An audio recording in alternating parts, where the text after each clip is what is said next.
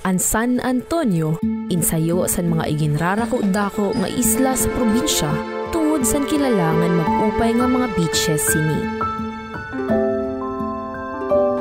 Nagpapasalamat at sa katanan ng mga adiya na San Antonio nga naghatag serbisyo na pinangungunahan sa aton gobernador, si Gobernador Edwin.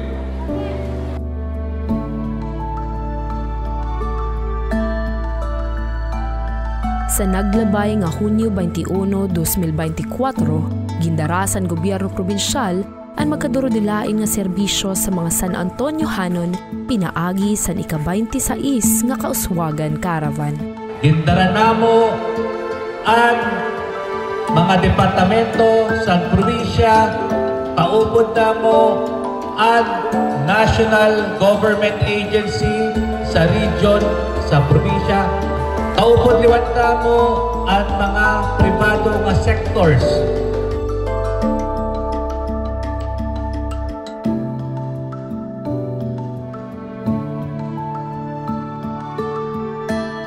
Kaupod ang national government agencies, non-government organizations, ng pribado nga sektor, ang gobyerno probinsyal nagbiyahe sin masobra sayo ka oras, tikang Katarman, pakadto sa San Isidro Port. Ngantikang sa port, mayaon 15 minutos nga biyahe sa dagat para makaabot sa San Antonio.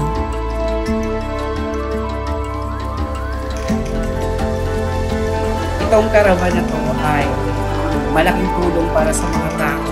Instead of going to other places, hindi na sila gagasto for their travel expenses. So andito na lahat, andito na yung mga may free consultation, may nabibigay na mga gamot para sa may mga sakit. We are very thankful to the provincial government to have this kind of caravan and give service to the San Antonio. Sa August na San Antonio, 63 years old na ako. Diyan nakala ko sini tagamtam sini na bulig na irog sini. Dako masalamat sa mga ahensya na nagbulig sa amin. Dugay na kuan maganda na lang na hitabo ba. May panhatag sila na school supply sa mga kabataan. Pati man liwat sa amo ng mga kuan may panhatagon sila na.